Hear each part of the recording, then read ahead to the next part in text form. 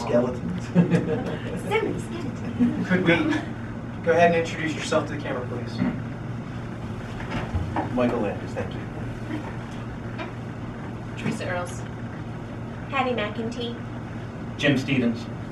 Lisa Landis. Denise Stevens. That's everybody. I'm going to get started.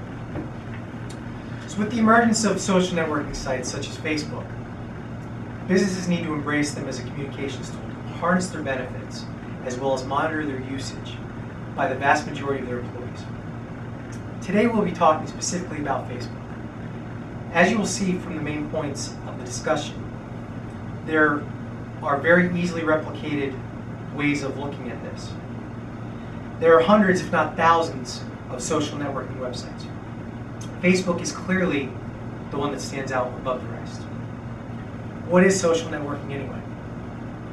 According to the Dictionary on Human Resource Management, social networking websites provide individuals with an opportunity to share details about themselves on personal web pages and interact with others through cyberspace.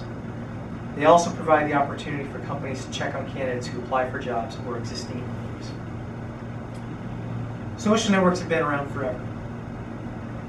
It's nothing new. They are merely a social structure made up of individuals called nodes, which are tied together by one or more specific type of interdependency, such as friendship, kinship, financial exchange, dislike, sexual preference. The list goes on and on. One of the most famous happens to be Facebook. Facebook was originally founded in 2004 by Mark Zuckerberg, Dustin Moskovitz, Chris Hughes, and Kristen Saverin from their Harvard dorm room. 2004 also was the year that Facebook obtained a new address in Palo Alto, California, as the headquarters was moved there. In the early days, it was known as thefacebook.com. It was initially only available to Harvard students, but it was quickly expanded to include Stanford, Columbia, and Yale. Expansion occurred quickly. It was 2005 that over 800 colleges and universities had access to Facebook. In 2004, some famous tools were added to the mix.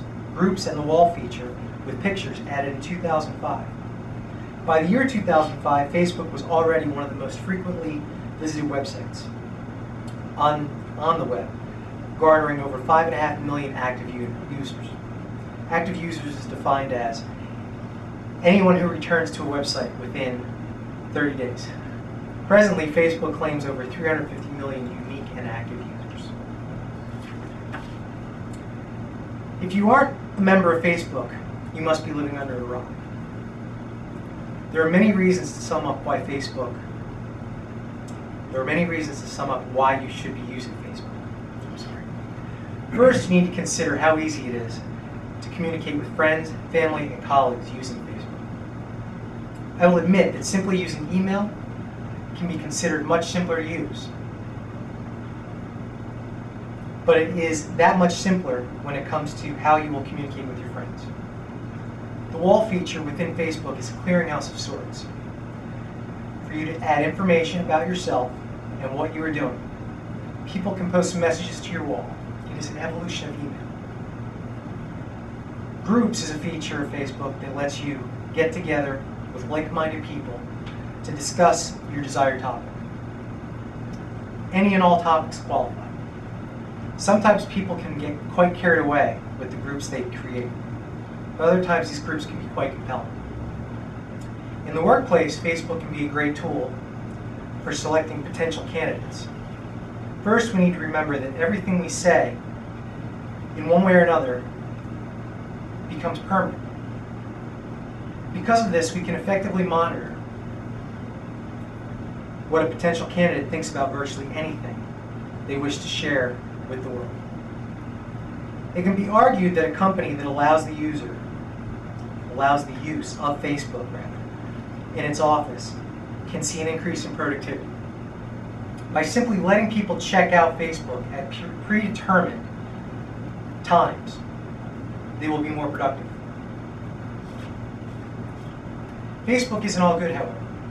For starters, it is a very insecure platform. This is due to open scalability that is intended.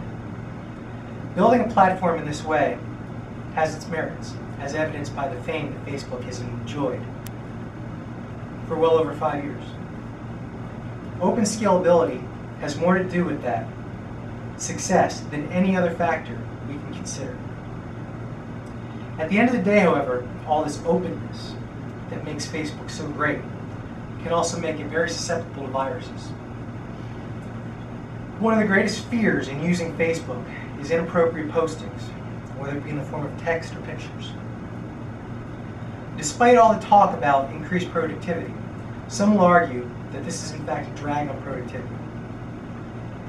It is a fact that the average office worker, if left unattended, wastes 2 hours out of every 8.5-hour day.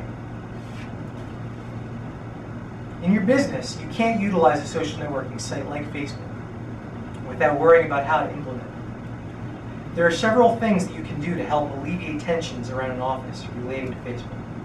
Having clearly posted and adhered to usage guidelines as your company policy is the easiest way. There needs to be a clear and unequivocal set of guidelines that the company and its employees adhere to. Employee training sessions are one way to avoid confusion. In these training sessions, you can spell out for your employees exactly what is right and wrong about Facebook. In the article, Benefit from the Facebook Phenomenon, Pete Simpson and the publisher of the magazine Microscope, he tells us they should point out that social networking has become a valid way of conversing not only with friends, but also with colleagues, customers, and business prospects. When speaking of why social modern networking is here to stay, there's no doubt that Facebook is a driving force in today's marketplace. Businesses must get acclimated to it before they're passed over for companies that do get it. You can't go anywhere in the world and not hear about it. It permeates literally all walks of life. And that sums up my presentations. Is there anyone that does have a question? I do. Okay. You said that, well, I can understand how having Facebook would increase productivity for employers. They could look at candidates and that sort of thing. But how would it increase an employee's productivity? If you set predetermined times for people to actually log on and check their Facebook page, per se, it gives them something to work towards, rather than if it's a free-for-all, they can just log on at any given time. They might not ever get anything done. But having those predetermined times to log on, it definitely sets a more rigid scale, something that's more easily adhered to. So it's like a coffee break or Yeah, a basically. smoke break. Yeah, effectively. Is that it? Thank you.